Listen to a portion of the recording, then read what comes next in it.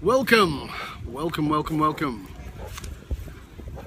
Here we are, live on Facebook, on Dove Baron Leadership.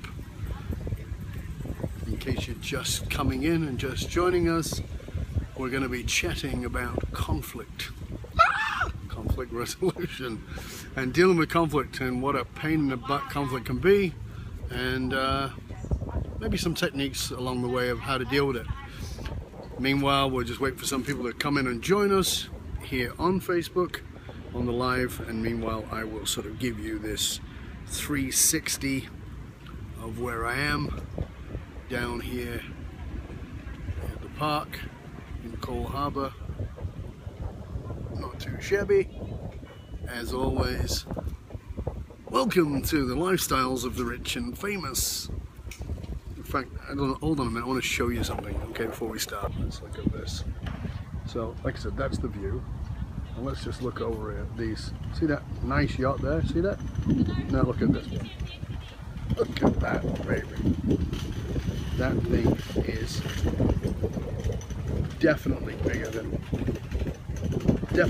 a house. Definitely bigger than a big house. That is one very nice yacht.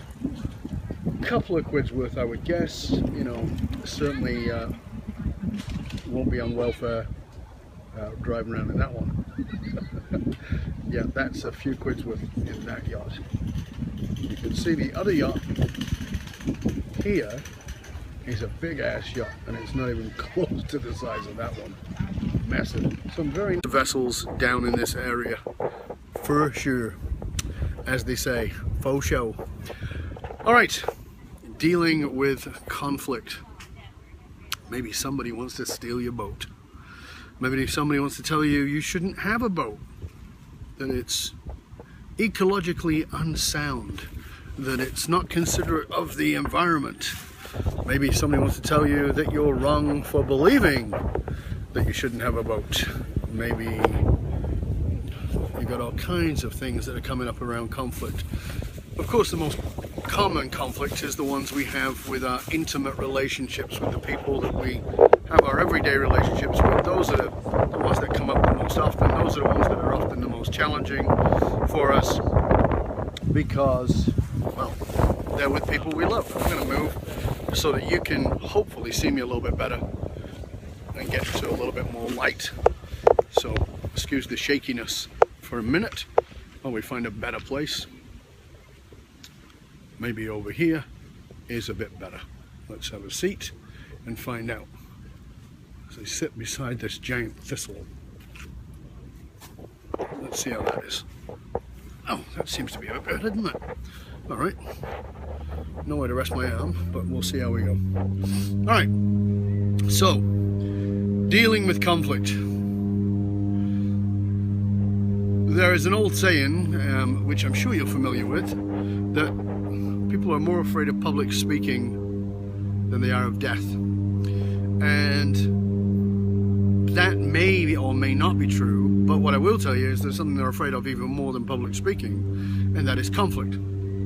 We saw people come into our program for the Authentic Speaker Academy for Leadership who were freaking terrified of speaking.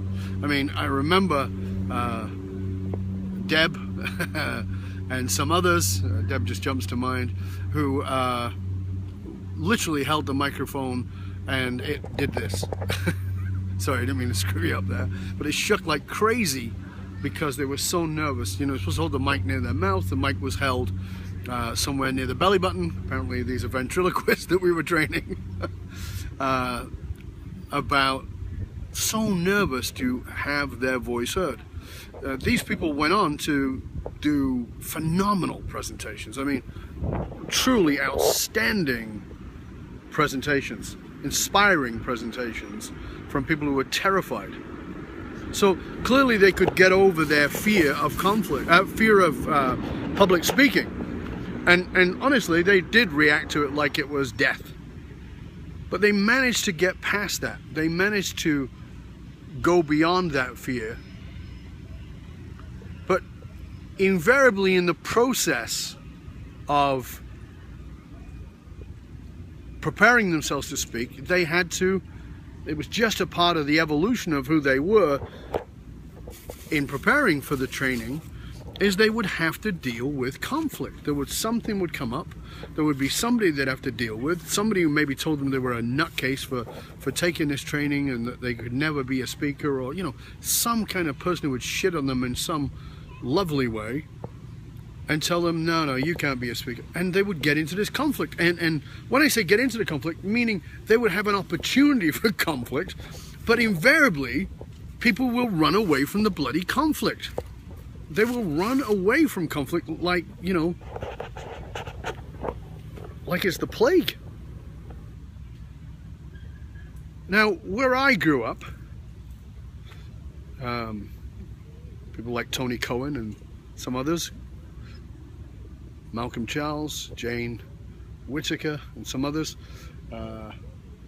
grew up in that environment. There was conflict all the time.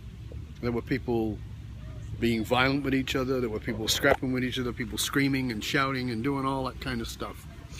And I think that our view on conflict has got a lot to do with media. It's got a lot to do with what we see it as. You see, we see conflict as this terrible thing, this violent thing. And if you grew up where I grew up, then, you know, there's a good deal of truth in that. That was what it was about. There was a lot of aggressive conflict rather than healthy conflict. But we get this idea that conflict has to be negative, and it has to be violent, it has to be abrasive, it has to be terrifying. But that's actually not the truth about conflict. That's an aspect of conflict, and more specifically about unhealthy conflict. When your partner is pissed off with you, now when I say partner, that could be your business partner, that could be a peer you're working with, it could be your life partner, it could be a child, meaning an adult child, it could be any number of people.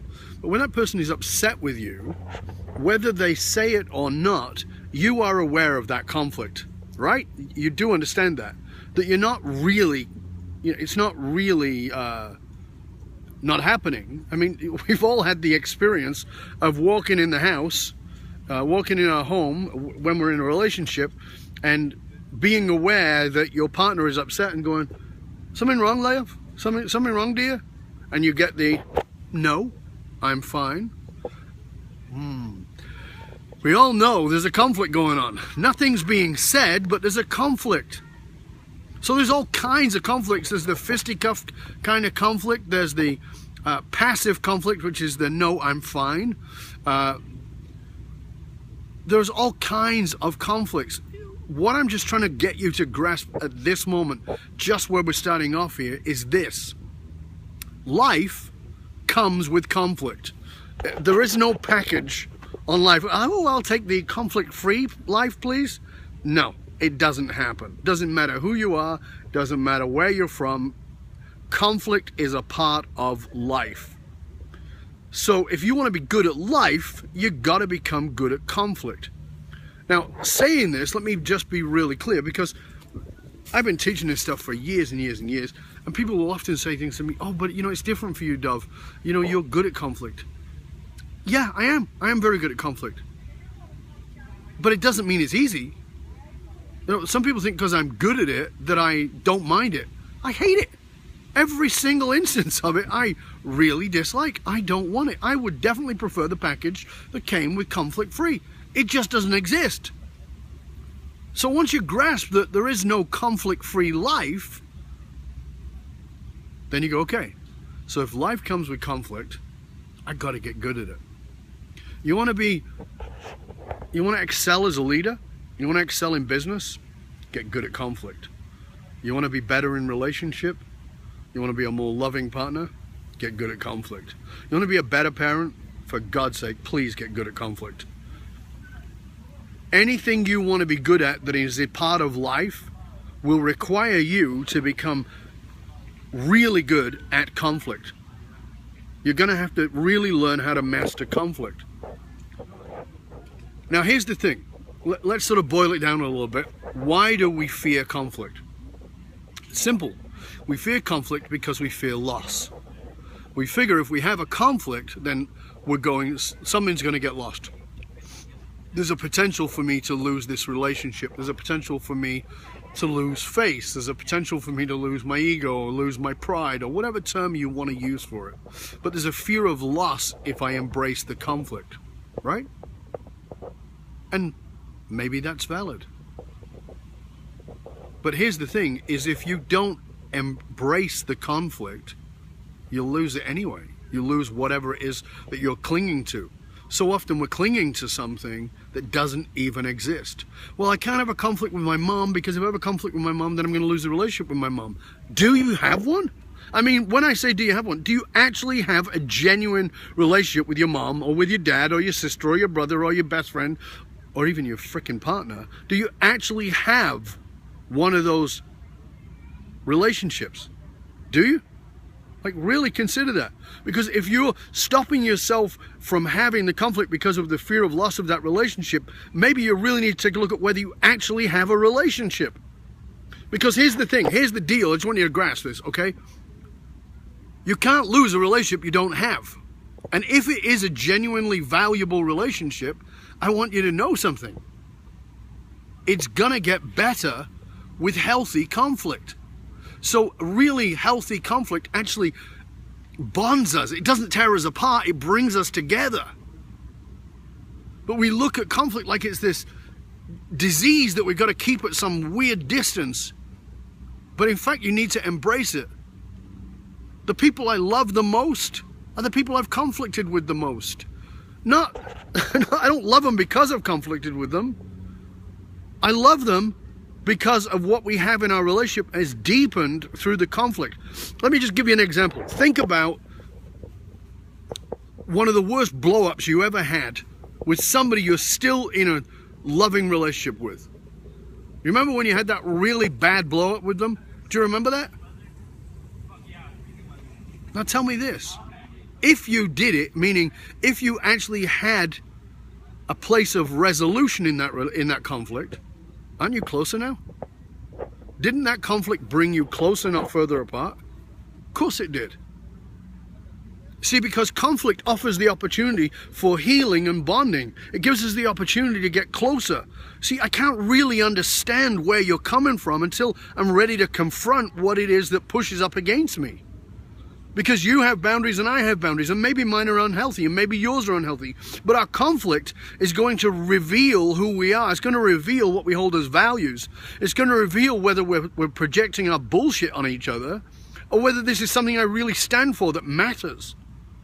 Healthy conflict brings us closer together, not further apart. So here's a question that came up. I was asked this question this morning. Somebody posted and asked me to address this in this broadcast around conflict, because I gave you a bunch of choices. Did you want me to speak about emotional intelligence? Do you want me to speak about corporate culture? Did you want me to speak about conflict and conflict resolution in business and in life? So this question came up. It was not about business, but you'll see where it swings to that in a minute. This person asked me, she said, what do you think about can you answer a question about conflict in the context of people fighting in front of their children? Now, clearly, the intonation of the message was that this was somebody who has seen people scrapping in front of their kids, and it's been pretty messy, probably unhealthy and dysfunctional, and they're looking for a way to address that situation. Understand that? I can get that. Okay, so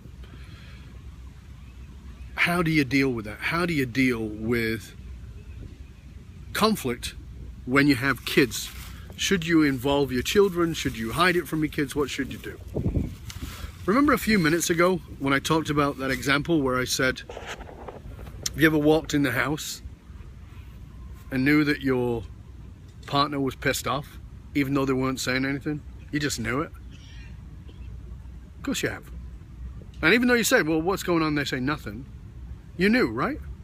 Of course you did. Well, why the freak would you think that your kids don't know? You think that you can hide your conflict from your children? Are you on crack? Come on. Let me just tell you something. Your kids are way more intuitive than you are. You've learned, you've been socially conditioned to hide some of your intuition, to misjudge, to mistrust your own intuition. Your kids haven't learned that yet. Your kids know when there's shit going down. They're aware of it fully, completely, and totally. And just because you say, oh no, mommy's fine, or no, daddy's fine, or whatever it is, you think they don't know? Here's what I want you to know, is if you don't face conflict and you don't deal with conflict, and you tell your kids that there is no conflict, you are teaching your children to mistrust themselves. You're teaching them not to trust themselves because they intuitively know something's up, something's off here, there's something not right. And then when they ask you and you go, no, no, mommy and daddy are fine, they then go, maybe I'm a nutcase, maybe I'm crazy. They begin to mistrust what they intuitively know. So the short answer is, do not hide your conflict from your children. Please don't bother trying to hide it from them. It doesn't work. They can see it. Even if your children are cats, right, Jordan? Your kids can see, your animals can sense that there's a conflict. So stop pretending it doesn't exist. And please, stop pretending it doesn't exist with your partner. Just be honest. Because until you get honest about it, nothing's going to get solved anyway, right? So that's the first thing. Don't hide it, because you're training your children to mistrust themselves. Now, how you do conflict, that's a whole other bag.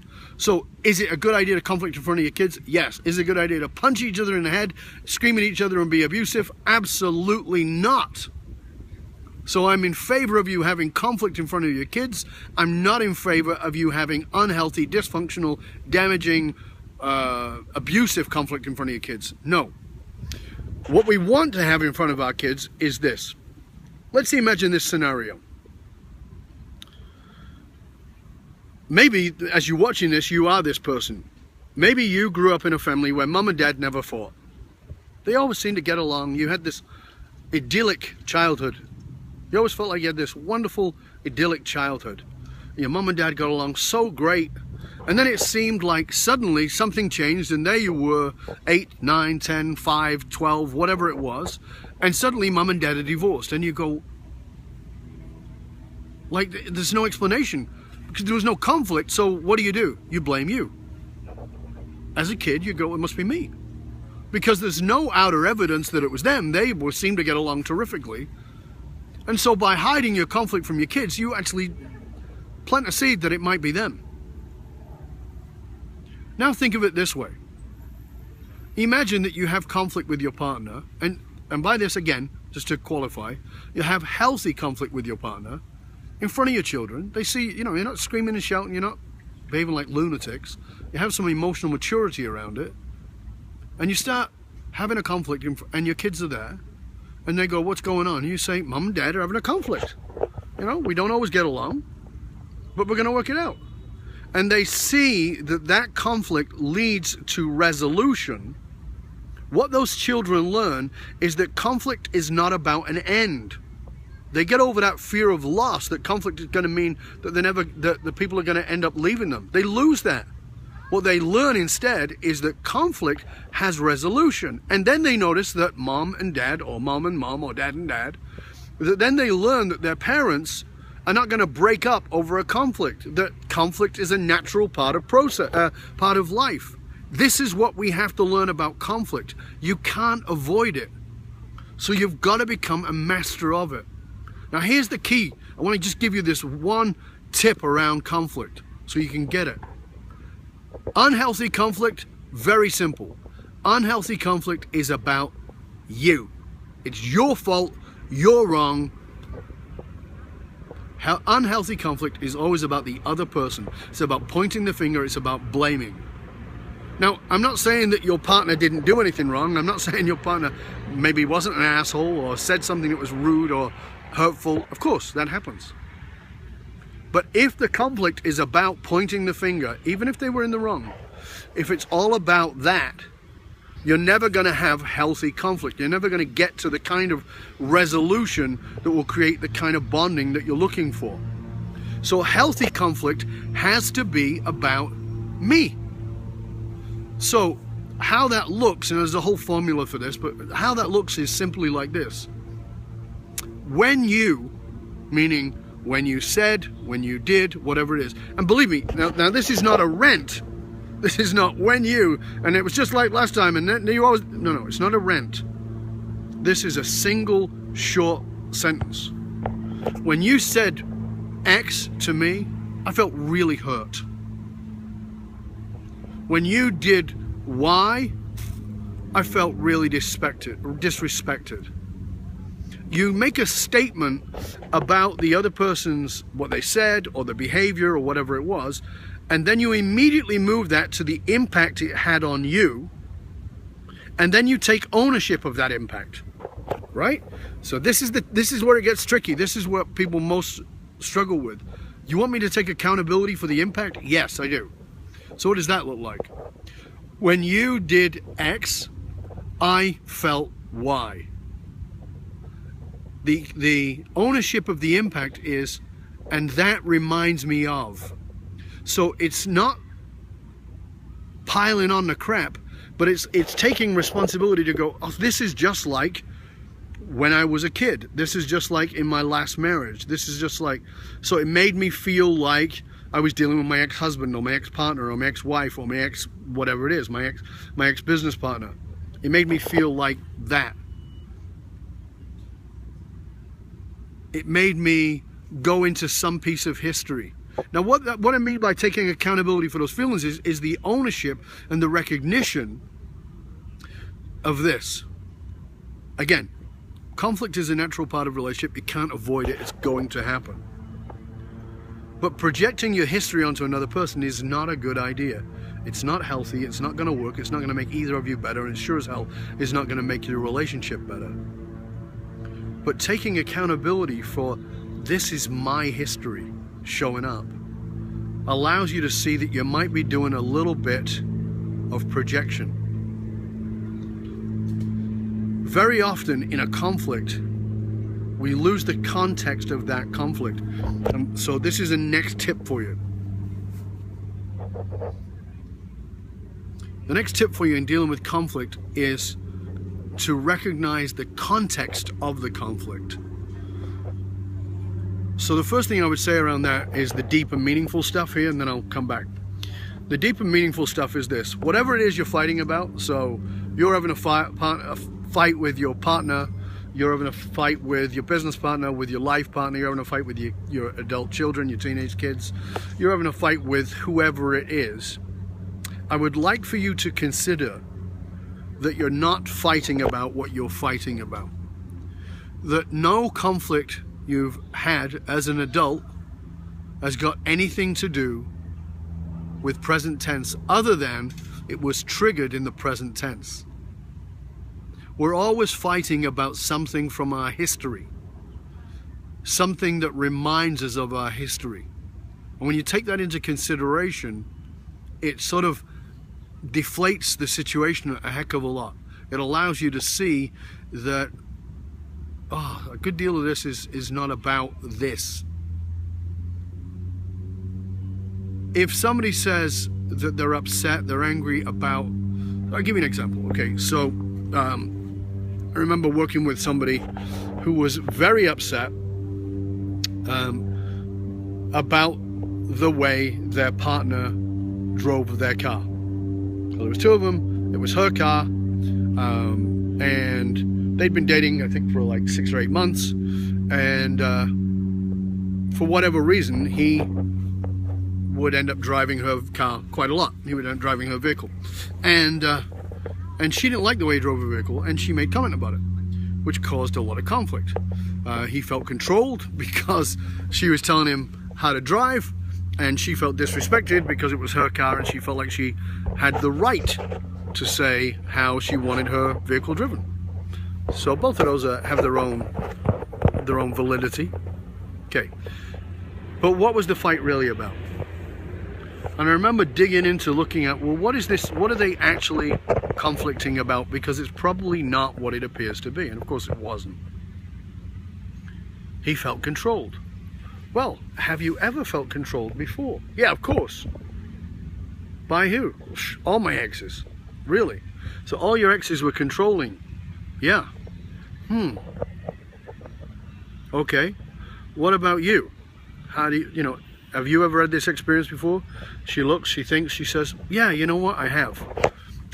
My ex also used to really sort of, would not put stuff away at home and would like treat my good stuff really poorly, like bang around my dishes and things like that. It just felt like they disrespected my stuff. Oh, so this is familiar too. Yeah? So what does that say? And their response was, well, it's obviously people don't respect my stuff, or obviously people are just controlling. No, what it says is you are the common denominator. You are the common denominator in all of your conflict. It's you. You show up in every conflict that you've got. If you don't know, if you're not sure, if you don't believe me, who's having a freaking conflict? You are, right? So you're the common denominator in all your conflicts. Now, in the context of that, let's just put it this way. Would somebody else be equally upset at somebody saying, I don't want you to drive my car that way? Well, you might say, well, yes, of course, because you see the world through your lenses. But the truth is, a lot of people would go, yeah, okay, no problem. I'll drive it differently. So you say to her, well, do you think everybody would be upset about the way their partner drives the car? Yeah. Well, of course, you'd say yes. You're looking through your lenses. But the truth is, no. A lot of people don't give a crap about material goods. Cars. So this is your theme. Your theme is what's showing up in conflicts. That's where you've got to look, is what is the theme that shows up for me in my conflicts.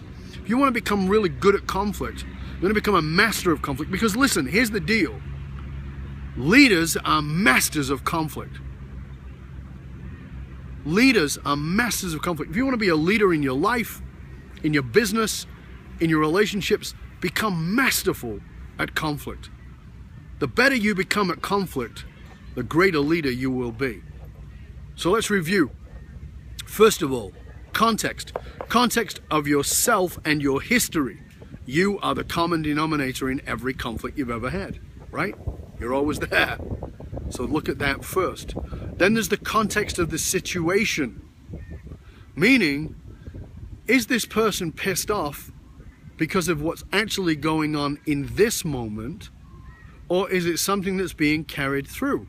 Now, what I mean by that is, sometimes I am the most patient man in the world. My wife has even said that to me. Sometimes she goes, I just am amazed at your level of patience.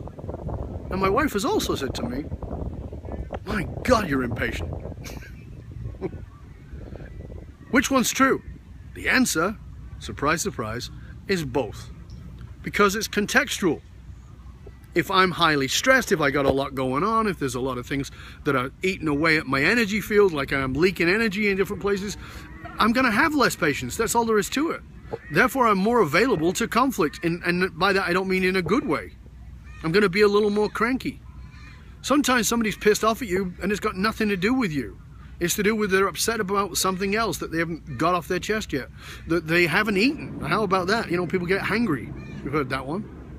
They got low blood sugar. There's all kinds of other contexts that are not simply about you. So there's the context of history, which is your personal context. There's the context of the moment. Like I said, that somebody could be upset about something else altogether, or they might be hungry.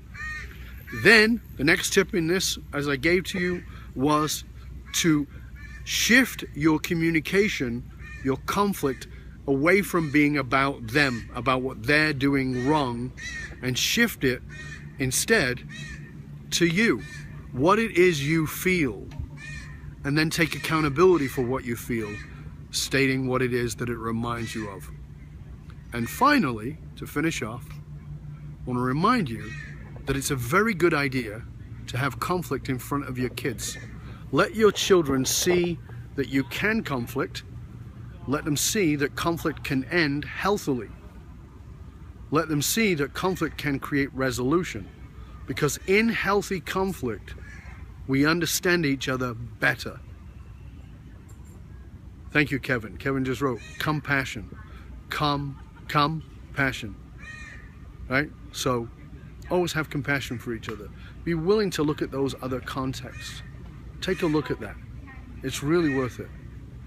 Remember, healthy conflict creates a bond. that brings you closer together, not further apart. And that your fear of conflict is actually your fear of loss. And so to tie up where I started, it's this. If you fear conflict with somebody, then you fear loss. And if you fear loss with somebody, you're going to have to take a look at whether you actually, really, truly have a relationship with that person. Because maybe your fear of losing something that doesn't even exist. And that your avoidance of the conflict is to hold on to this shitty version of relationship. I personally am not in favor of that. I think it's far better for you to have a healthy relationship and let go of what doesn't work. You're worth better than that. Till next time, Dov Baron, FullMontyLeadership.com. Thank you to Kevin and Ruslan and Jordan and everybody else who jumped in throughout the broadcast. Well, thank you all for your positive vibe and your thumbs ups and your smileys and all the other stuff that you put up there. That's really cool. I appreciate it. Thank you so much. Do really genuinely appreciate it. Thank you. And again, as always, if you found this valuable, please go right here and share it with everybody that you know that you think would find value in it. On top of that, again, this is where the broadcasts are going to be coming from now on, Dov Baron Leadership. So please let anybody know who would find value in it that this is where you come. I will place the encores on Dov Baron on Facebook, but the live versions, these ones right here, always on Dov Baron Leadership. Thanks again, Dov Baron, Full Monty Leadership. Stay curious, my friends. Stay curious about how you can embrace healthy conflict to bond you and make you a better leader, personally and professionally. Dov Baron, out.